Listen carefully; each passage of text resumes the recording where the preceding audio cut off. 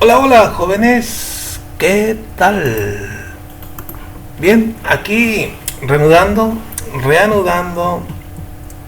el año, el semestre, con las clases en línea nuevamente.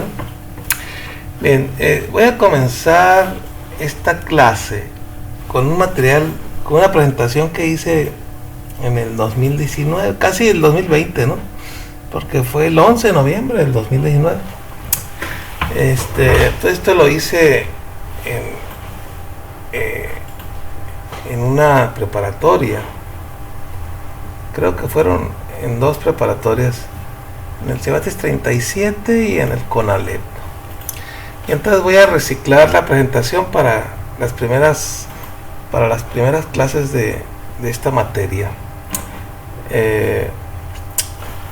Entonces vamos a ver un poquito de lo que sería la web, una breve historia de lo que es la web o el internet que nosotros conocemos, y nos podemos remontar hacia muy atrás, pero vamos a comenzar básicamente desde que ya estaban hechas las computadoras y que ya estaban en uso, ¿verdad? El servicio web. Entonces tenemos aquí en esta gráfica varias eras. Básicamente son cada 10 años, ¿verdad? Cada 10 años hay una nueva era, por así decirlo, a excepción de la primera era que fue bastante más grande que esta, porque pues era más lento en ese tiempo, ¿no? La evolución, a partir de aquí hay un descubrimiento que hace que las computadoras aceleren su velocidad y sus capacidades. Vamos a verlo en esta misma diapositiva, qué fue lo que produjo que los cambios rápidos, ¿no? Lo que ha habido en los equipos de cómputo que están directamente relacionados con lo que es la web, ¿sí? Porque la web corre en computadoras. Entonces exploramos la era militar. La era militar se le llama así porque estaba orientado a fines bélicos. Principalmente era desarrollar tecnología, en este caso de armamento, que superara el armamento del rival, ¿sí? Para tener no ser conquistado, ¿no? Una de las principales cosas. Esto viene motivado mucho no, a ustedes creo que debieron de haber escuchado en alguna de sus clases lo que fue la Guerra Fría, ¿sí? La Guerra Fría era una guerra mediática de palabras, por así decirlo, ¿no?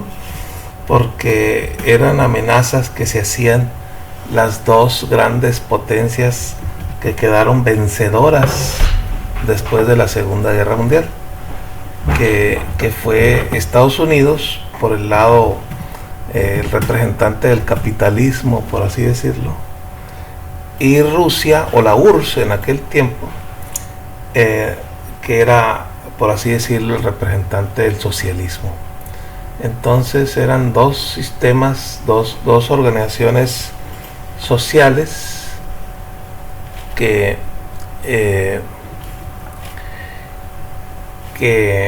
estaban en conflicto.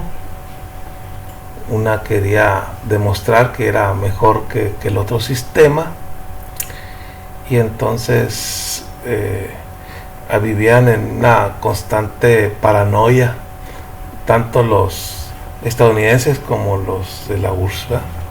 Entonces el objetivo era superar al rival, ¿sí? Entonces, por ejemplo, desarrollaban cañones y había que calcular, por ejemplo, el tiro parabólico, ¿sí? Tiro parabólico, dónde iba a caer la bala o qué potencia necesitaba, etcétera, etcétera. Entonces, todos esos cálculos pues son complejos, son elaborados para estarlos haciendo de forma manual. Entonces se necesitaban computadoras para hacer esos cálculos de forma más rápida, y luego después esos datos compartirlos con toda la red de defensa, ¿sí? para que el conocimiento estuviera disponible para todo el país, ¿no? Entonces tenemos nosotros podemos marcar nuestro inicio de esta era con la ENIAC, ¿sí? Con la ENIAC, que fue la primera computadora, por así decirlo, ya en operación, con resultados, ¿sí? Entonces ENIAC se le dice así por el acrónimo de Electronic Numerical Integrator and Computer, ¿sí? O en español, computador e integrador numérico electrónico, o si le quieren poner computadora se le llama ahora, ¿no? Bien, entonces lo que comentaban era para investigación balística. Entonces la computadora esta fue desarrollada por ingenieros, 2 ingenieros, pero los que programaban la computadora eran mujeres, ¿sí? Eran 6 mujeres. Hay historias, por ejemplo, uno de los lenguajes, los principales lenguajes de programación, debe su nombre pues a una de estas mujeres que trabajaron aquí como programadoras en la ENIAC, ¿sí? Entonces aquí comienza el conteo, ¿verdad? Y luego aquí en nuestro diagrama de tiempos tengo marcado, o sea, pasaron muchas cosas en todo este tiempo, ¿no?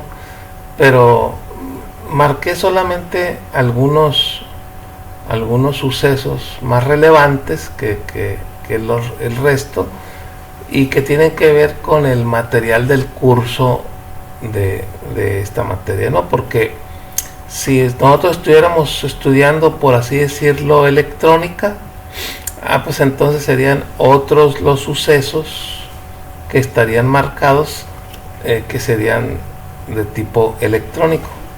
Pero entonces aquí yo estoy marcando solamente los relacionados con la web, ¿sí? Con la web.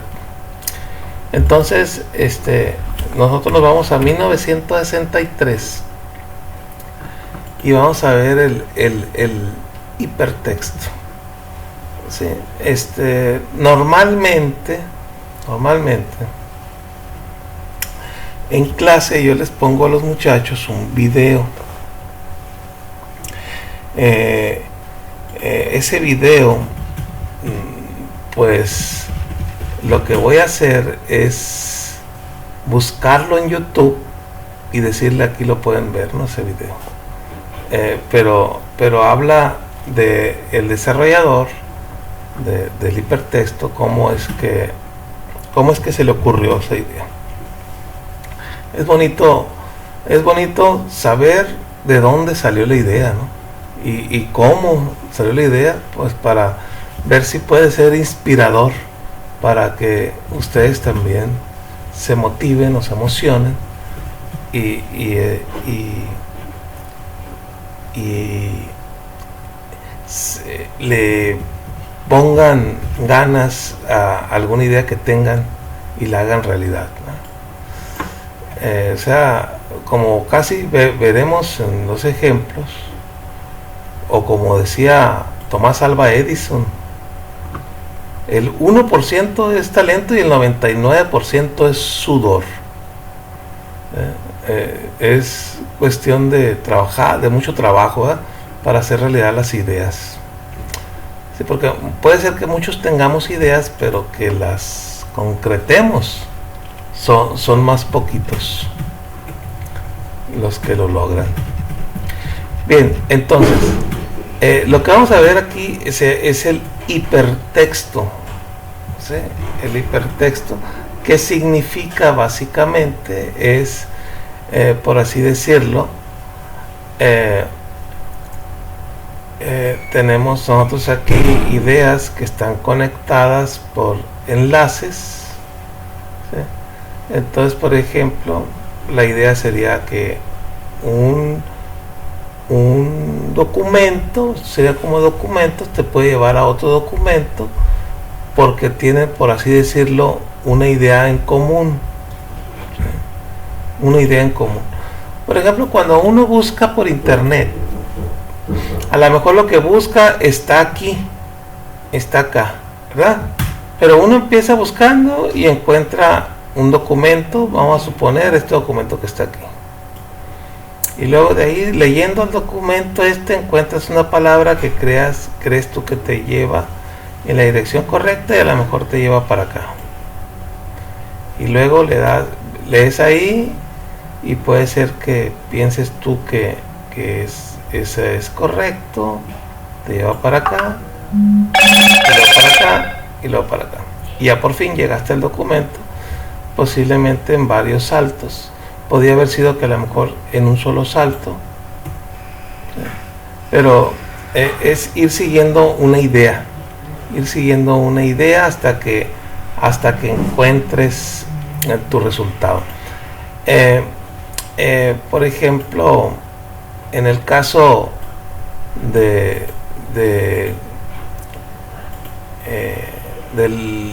HTML, que es lo que vamos a ver aquí, ¿sí?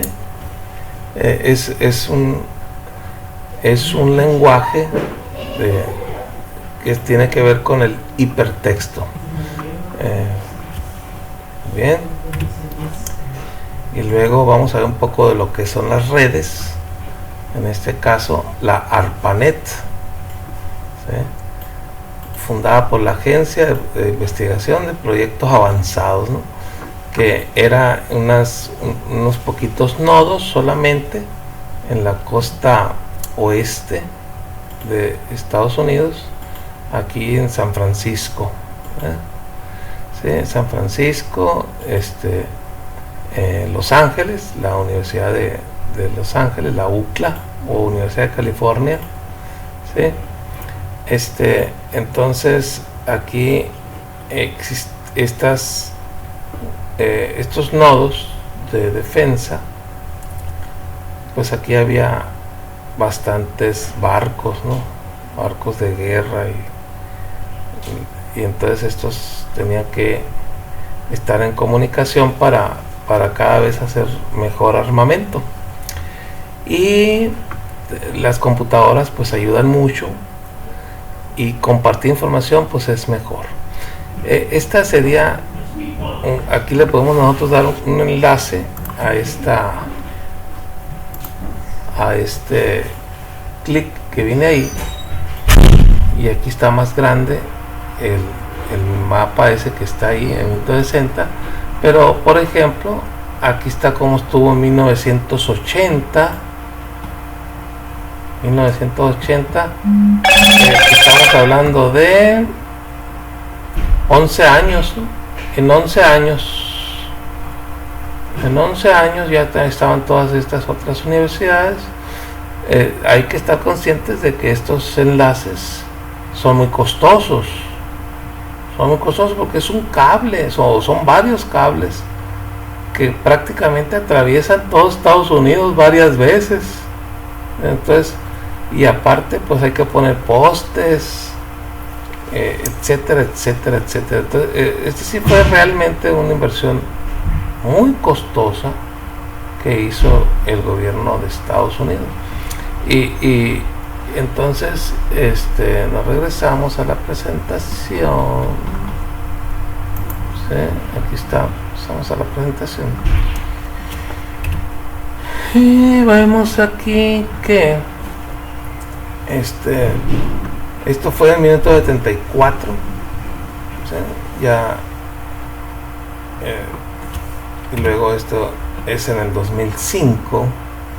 Pues ya no se pueden incluso graficar así tan claramente los enlaces, sino ya se ve así como si fuera un cerebro, ¿no?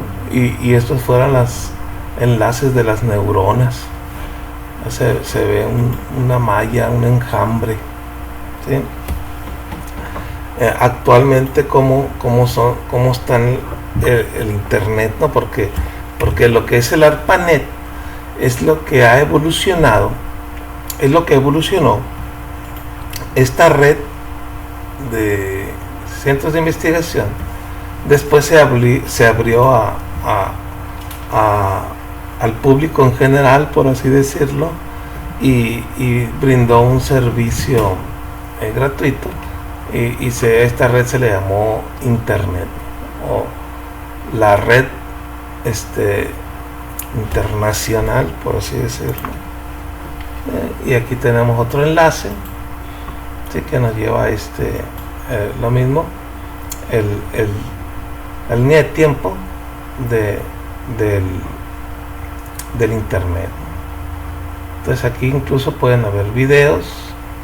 Aquí está lo que les comentaba yo de la línea de tiempo, ¿sí? De sucesos especiales. Muy bien, entonces la era militar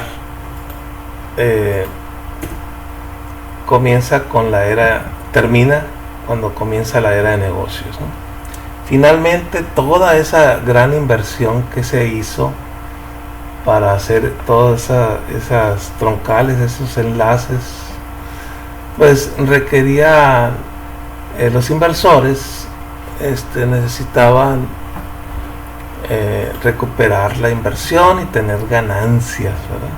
Tener ganancias, la palabra clave del capitalismo, dinero, ¿verdad?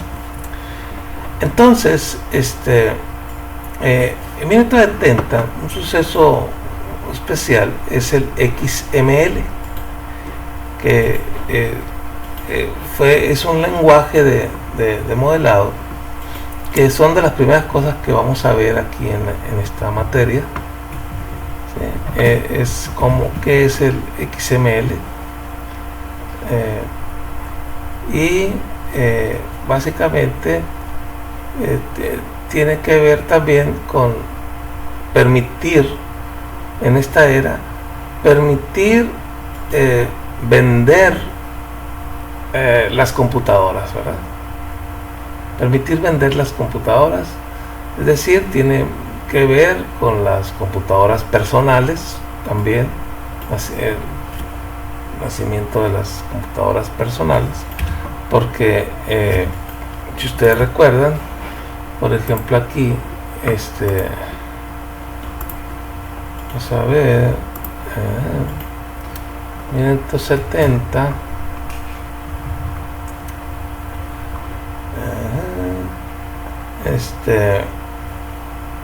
vamos a ver, los proveedores de internet no hablan aquí de las computadoras, hablan más que nada de lo que son redes, ¿sí? Porque es la historia de internet. Ok, bueno, entonces me regreso, pero tiene que ver con las computadoras personales. Lo que pasa es que antes de las computadoras personales estaban los mainframe, ¿Qué eran los mainframe? Pues eran unas computadoras así como estas, grandísimas. Eran unas computadoras que ocupaban toda una habitación, la computadora, y entonces ocupaba mucha atención especializada. Por ejemplo, refrigeración, que en aquel tiempo no era muy común. Ocupaba ingenieros electrónicos, eléctricos para darle mantenimiento, programadores, informáticos, o sea, mucho personal muy especializado y muy difícil de encontrar para poder operar esas computadoras, que aparte eran carísimas. Ahora, era una sola computadora, por así decirlo, un cerebro, y tenía muchas terminales tontas. ¿Sí? Tenía terminales tontas,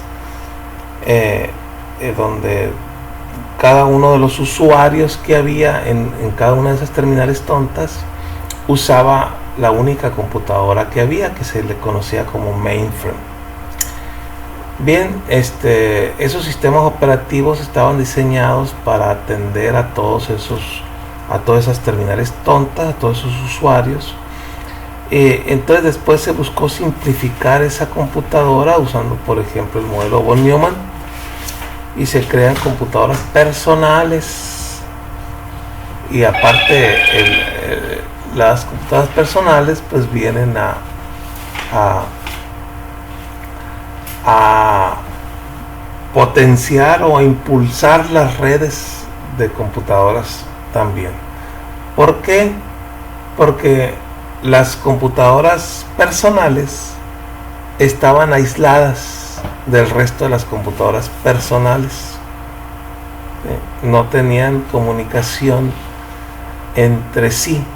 Entonces, por ejemplo, si tú ibas a una computadora, por así decirlo, que era la computadora de la cajera, y hacías un pago, vamos a suponer una escuela, hacías un pago en caja, el pago que tú hacías se registraba en la base de datos de esa computadora.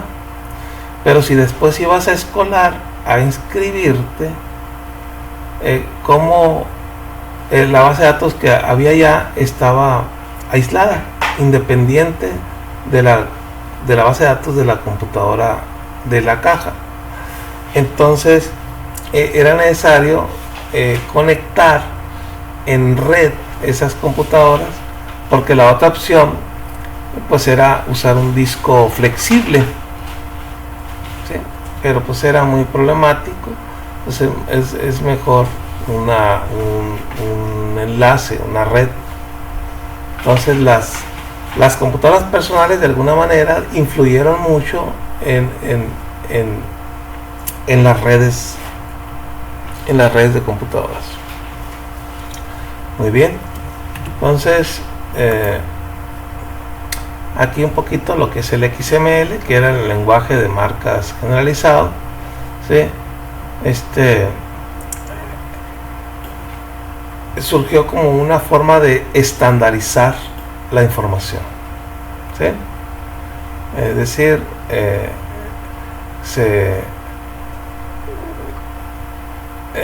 en ese tiempo pues que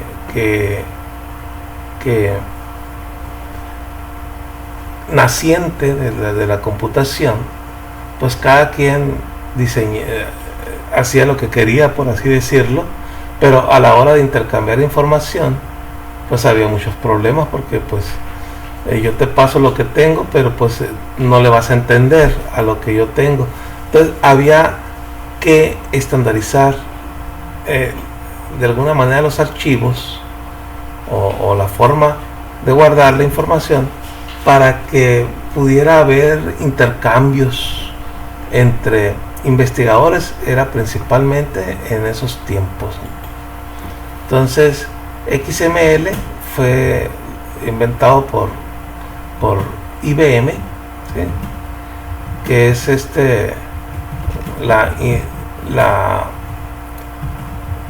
internacional, negocios internacionales en máquinas, ¿no? International Business Machine. A ver, vamos a ver aquí. Esta liga que está aquí es la que vamos a usar, así que hay que guardarla. La voy a guardar yo de una vez también. Vamos a elegir no sé si tengo por aquí HTML. Parece que no tengo HTML. Entonces vamos a crear HTML. ¿Sí? Lo voy a guardar en HTML. Página de codebeautiful.org XML Viewer lo vamos a usar. De hecho, en la siguiente clase vamos a comenzar con esto, porque aquí hay un ejemplo de lo que es el archivo XML. Aquí se ve un archivo y acá se ve más que nada el significado de cómo verlo, ¿sí? Pero este video ya se me extendió demasiado. Voy a pararle aquí y en el siguiente video vamos a comenzar con esta Code Beautiful. Aquí comenzamos. Nos vemos.